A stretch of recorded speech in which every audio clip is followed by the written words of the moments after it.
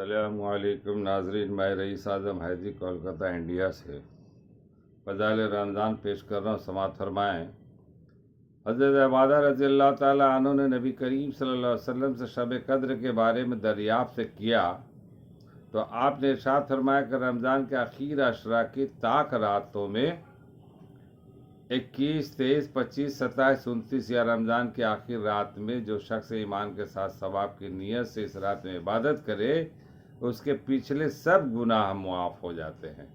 اس رات کی من جملہ اور علامتوں کی یہ ہے کہ وہ رات کھلی ہوئی چمکدار ہوتی ہے، صاف شفاف، نہ زیادہ گرم نہ زیادہ ٹھنڈی بلکہ معتدل، گویا کہ اس میں انوار کی کثرت سے چاند کھلا ہوا ہے۔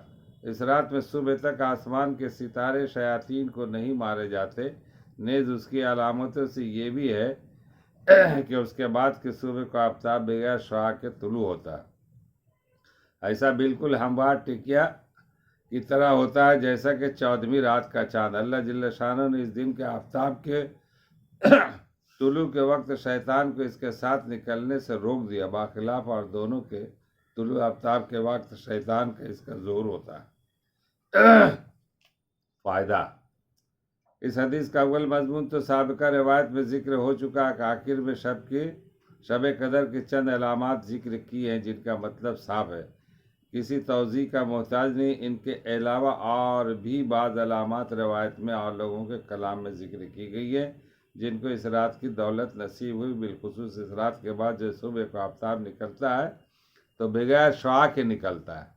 یہ علامت بہت سی روایت حدیث میں وارد ہے اور ہمیشہ پائی جاتی ہے۔ اس کے علاوہ اور علامتیں لازمی اور لابدی نہیں ہیں۔ عبدہ بن ابی لبابہ کہتے ہیں کہ میں نے رمضان المبارک کی 27 شب کو سمندر کا پانی چکھا تو بالکل میٹھا تھا۔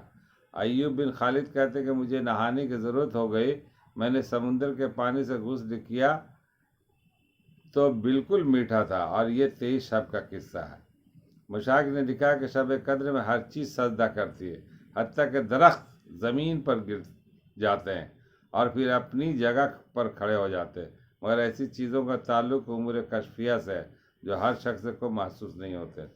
اللہ تعالی ہم لوگوں کے اندر بھی وہ باتیں آ جائے کہ ہم لوگ بھی دیکھیں کس طرح سے رات کو درخت سجدہ کرتا ہے اور سمندر کا پانی میٹھا ہو جاتا ہے، نصیب میں فرمائے۔ یا اللہ تعالیٰ ہم لوگوں کو بھی جو ہے نا آخر عشرہ کی رات طاق راتوں کو جاگنے کی توفیق عطا فرمائے، عبادت کرنے کی توفیق عطا فرمائے، اور سارے لوگوں جو بھی کرتے ہیں اسے قبول فرمایا اور صراط مستقیم پہ چلنے والا بنائے۔ آمین ثم آمین۔ پڑھنے اور سننے سے زیادہ عمل کرنے کی توفیق